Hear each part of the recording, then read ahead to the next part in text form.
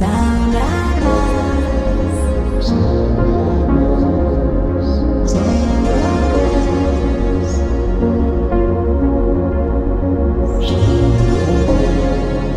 Hey everyone, my name is Dan Shimolinski. People call me Shimmy, and you can too. And welcome back to Sample School, our deep dive into Soundpaint. Now, last time we talked a little bit about parts and what kind of controls you have per part in the part windows. And today we're going to talk about even more things that you can do, some per part, some for the whole entire program, using the amazing rack section. One of my favorite things about Soundpaint is the modular design, the ability to move things around, order things as you wish, and the rack section specifically is a great example of that. You will notice that you have two racks, rack A and rack B, each with 7 slots, giving you 14 different options. And the rack controls really deal with the behavior of the instrument, how the instrument plays, how each part plays, dealing with performance controls, and a few other tidbits here and there. So what I'd like to do is I'd like to just show you what the drop-down menu looks like. I'm actually going to skip the first two on that list and jump straight to the third one, which is labeled ADSR. Now, ADSR stands for Attack, Decay, Sustain,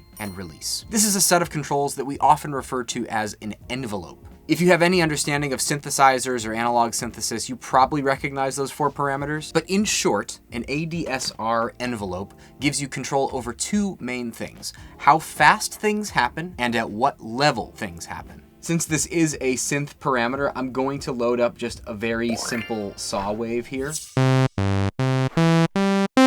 This is from our JX8P library, or the J8X. And the first thing that you have to know is envelopes can control a lot of different things on a synthesizer. But in Soundpaint, this envelope module is used to control just the volume of each part. Because we can set our volumes with sliders and kind of just place them perfectly in the mix, but what if we want that volume to move? What if we want it to swell? What if we want the sound to behave differently? What if we want it to start differently, end differently? Now, as I hover my mouse over these parameters, you will notice that 3 of them talk in time. So this says seconds, seconds, and seconds. And 1 of them talks in a multiplier, or just basically fractions of 1. Attack, Decay, and Release deal with time, the how fast or how slow stuff happens part of an envelope. While Sustain is actually a level control, not a time control. So we have our saw wave here, right?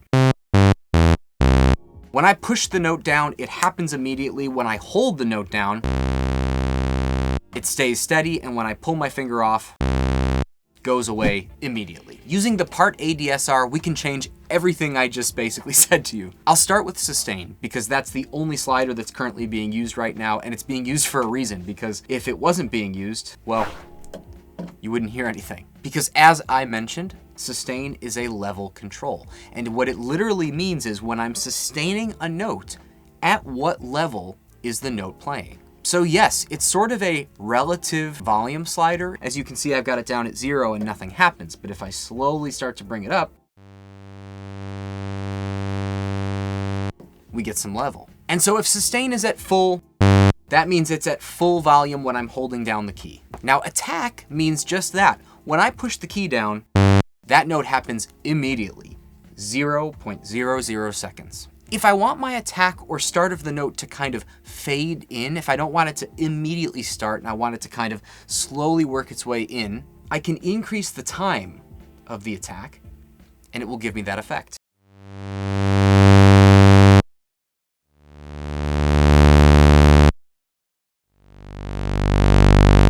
So that's Attack. How quickly do you hear the full volume of the note? And Release is the opposite. When I pull my finger off the key, how long does it take for that note to die out? So right now, Release is set to 0. But if I increase the time of my release, it slowly dies out.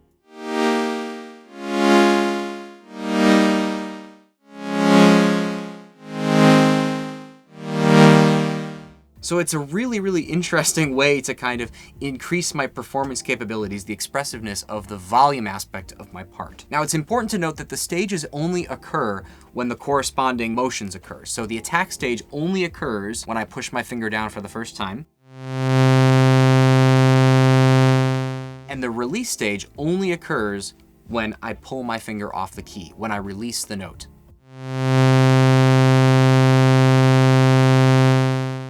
And remember, when I'm holding down that note, The level of loudness that that note is our sustain level. Let's see what would happen if I cut the sustain level in half. Wow. Let's listen to that again.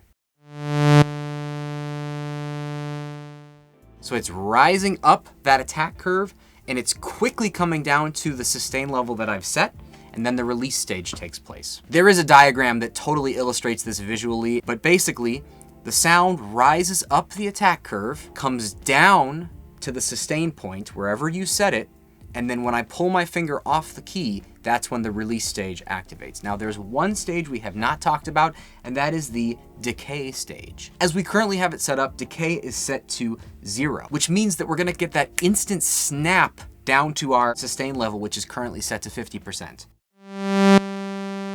No time at all. It goes up the attack curve, no decay stage, just straight down to where I'm sustaining at half of my volume level. The decay is the amount of time it takes to get from the peak of your attack to your sustain level. So up the attack curve, decay at a speed that I will set here now, to a point of sustain that I've already set here, and release is when I pull my finger off the key. So let's make it not snap so hard and give ourselves some decay time.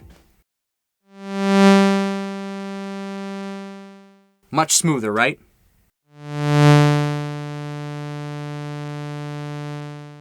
This is the principle of envelopes routed to volume. It controls the loudness, how fast the loudness happens, how much of the loudness happens, and how quickly that loudness goes away. And it's pretty cool because it takes our sound from being very chunky to just bzz, bzz, to something really, really musical, right?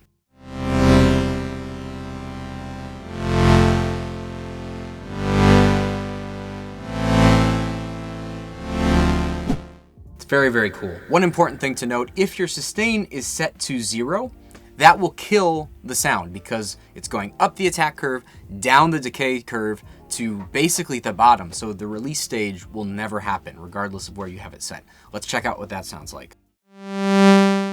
Just goes away because if you released the key, there would be nowhere to fall to if it's already at 0. But anywhere above 0 and you will get some release.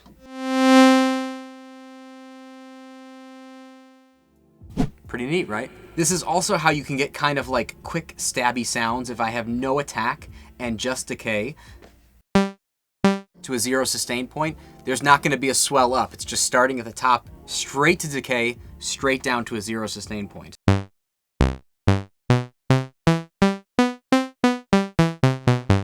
So that's a great way to make, say, an arp or a plucky sound out of any of your instruments.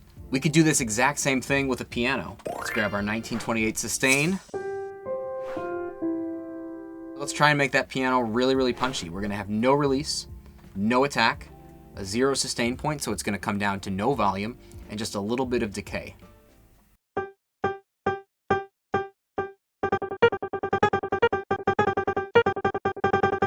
So we can really shape these samples using the envelopes.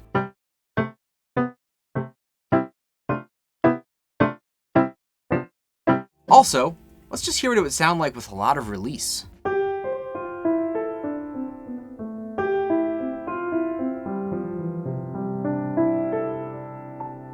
Almost like I'm pushing down the sustain pedal, but I'm not. Just for experimental sake, let's give a really generous amount of attack and decay so we can get these nice piano swells.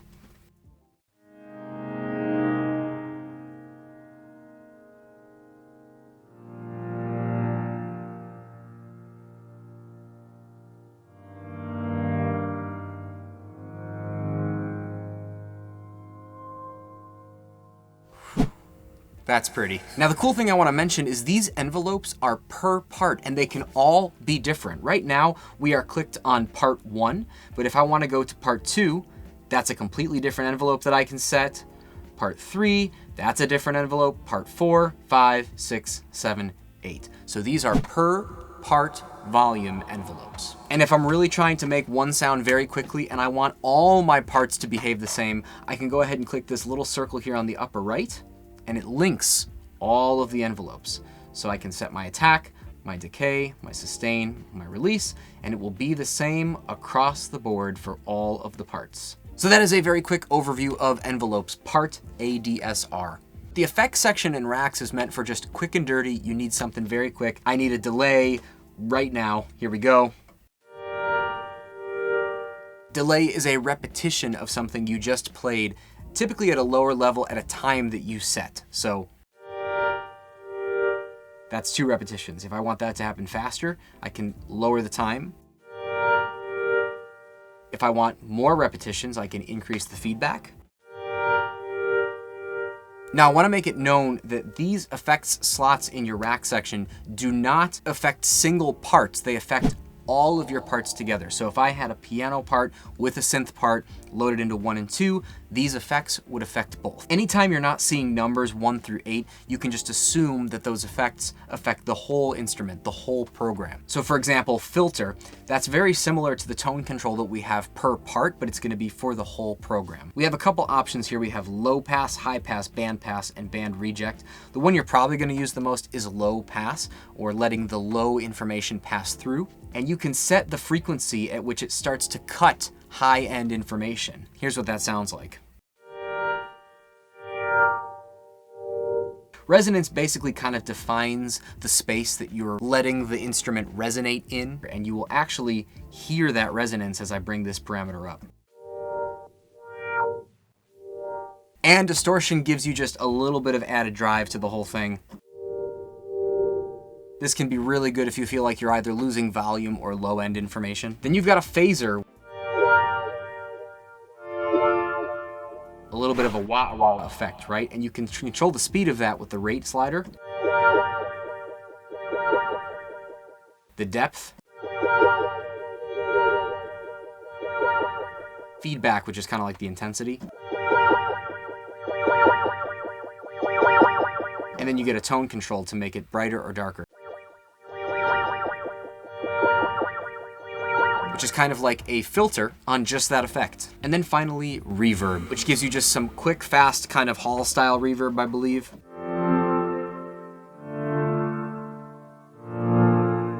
You can control the time, the mix, so how much of that reverb you want, pre-delay,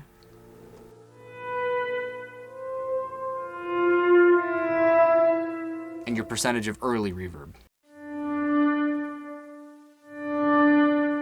That's a very quick rundown. I'm just telling you that it's there. We're going to get into what is a reverb when we get into the effects section. Moving on, we have the key switch module here. Key switches are keys that do not make sound, and you are basically using it to quickly switch in the moment to a different sound within your program. For example, if I have the 1928 sustain part loaded into part 1, and I have the staccato part loaded into part 2, because I have my key switch module in the rack section, you will notice that there are now blue numbers instead of just the normal light gray numbers. That symbolizes that key switches are active, and you will notice that in loading that part in the key switch module, each was auto assigned to 2 different notes, C1 and C#1. Those notes are down here at the very bottom of my keyboard, and you will notice that as I toggle between those 2 keys, it switches to the corresponding part, activating the one that I'm pushing the key down for and deactivating the one that resides on the other key. So how is this useful? C1 gives me my sustain part. But if I want to quickly switch to a staccato part, I can, using this key switch to part 2 seamlessly. Now this also works with groupings of parts. So if I wanted 2 parts to be assigned to the same key, I could easily do that by just changing both to C1, and then C1 activates both parts. So we have a situation here where we could have, say, a different mic position of the same parts on 3 and 4, and I could maybe toggle between the 2 using key switches.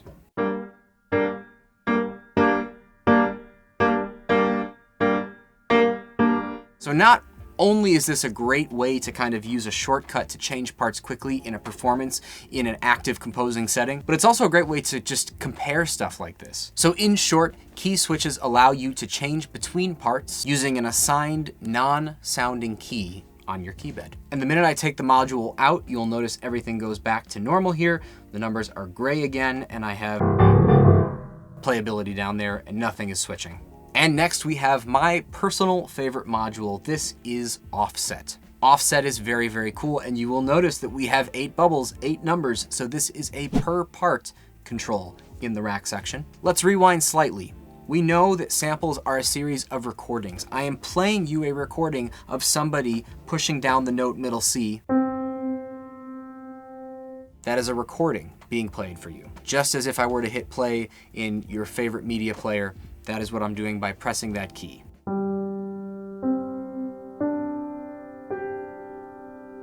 Which means that the recording will start at the beginning of the recording when I push the key down, right? The beginning of the song, the beginning of the note. But let's say I want to start the sample deeper into the recording. Maybe I want to start the recording a half a second already into it. So instead of hearing the attack of the note, I want to hear it starting already as it's begun to decay. Kind of interesting, right?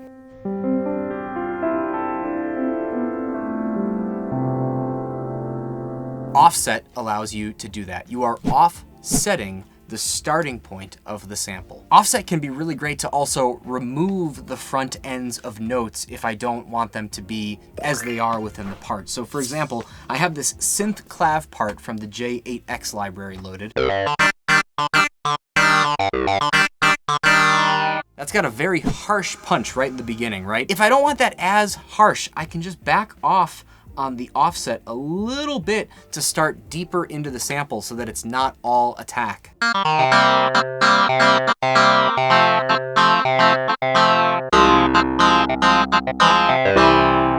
Mellows out the tone just by basically lopping off that beginning part, right? Now, one thing I want to differentiate here is this is different from attack. This is not the same as attack. Remember, attack in the envelope section is how fast the note comes in. When I push my finger down, the note is happening right away, but where in the sample, where in the recording is that attack occurring?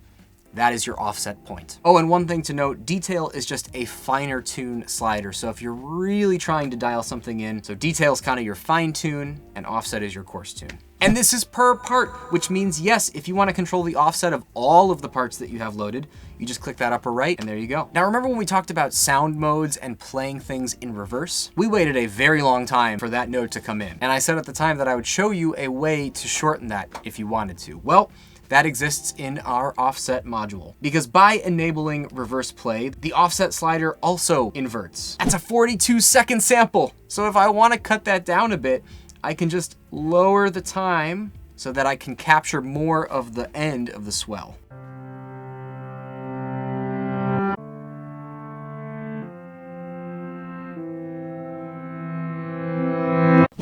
Very cool. Moving right along, we have the time module. As I've told you previously, the simplest way to make something a higher or lower pitch is to speed up or slow down the recording. But what if I want to change the speed of a recording without changing the pitch? This is the time module, and as you can see, yes, indeed, this is a per part control. As you can see, our speed slider is currently set to 1.00. It plays exactly as the recording was done. But if I want to slow that down, I can slide this to the left and play these recordings at a fraction of their speed without changing the pitch.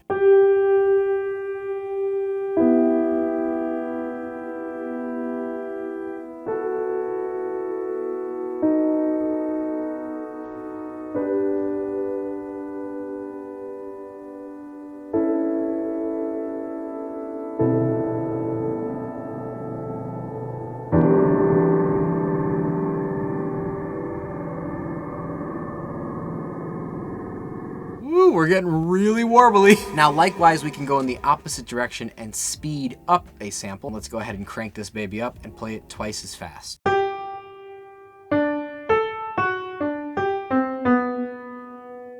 So the natural decay of that note is happening on the front end of my articulation. It almost sounds like our staccato part, right? But it has a longer trail, obviously. Next, we have the tips module, which this is something that I think resonates with me as a programmer if I'm trying to talk a little bit about what the program's purpose is, or maybe a hidden control. You can load custom images to kind of represent your program, and then just double click this window down here, and you can talk about this program as much or as little as you want. This is a time stretched piano with filter and reverb. good for Atmos. Something like that. Touch is a global control that kind of deals with a couple different control surfaces. PB, DW, and PB up stands for pitch bend down and pitch bend up. By default, you are set to down 2 half steps, up 2 half steps. But you can change that using the touch module. If I want to go up an octave, I can do +12. If I want to go down an octave, I can do -12. And anything in between. We don't see per part bubbles, so this is a global setting for your entire program. Monoglide basically turns your instrument into a one-note or mono instrument, such as a bass or a lead. I can no longer play chords. It's just one note. If I want that note to glide or kind of glissando into the next note, I could do it by increasing the time on my glide time slider. We can get really far here.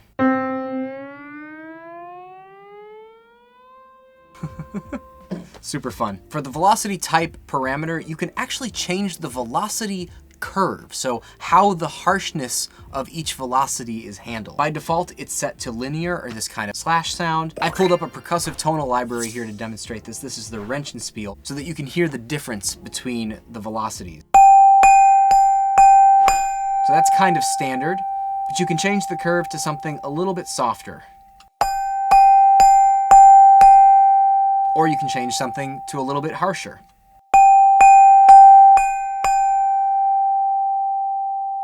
So basically going from a softer attack on the velocity to a harsher attack on the velocity. And then we have a straight across line, which means you can set the same velocity for all of the notes.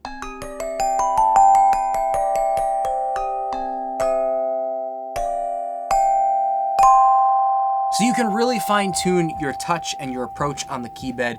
It works great with pianos, it works great with string libraries. This is a great module to just always have in all of your programs and just experiment with different stuff. It's subtle. And finally, we have voicing. Voicing yet again gives you pitch and micro pitch sliders. These two do correspond to the ones in the upper right-hand corner, but it also allows you to limit the amount of voices that you are using. So the amount of notes that I am holding down at one time. So for example, if I were to play this Renchenspiel sound and hold down the pedal,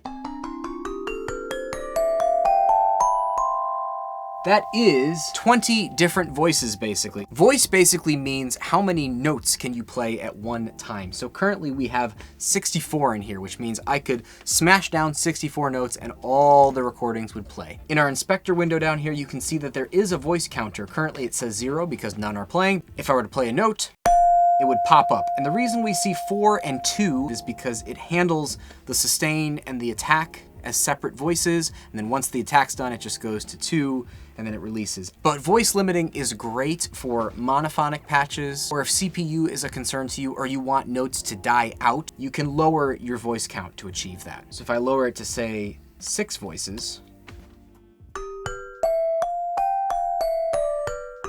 notes will die out faster. It'll stop those recordings after I've reached my max amount of playing voices. But that is a quick run through of all of the controls that you have in your rack sections, both A and B. We will come back and visit our LFOs and our legato in a later video. In the next video, we will take a look at the effects section and take a look at some of those more complex reverbs, phasers, delays, etc. Anyway, that's all I have time for you today. Thank you so much for tuning in, and I'll see you next time.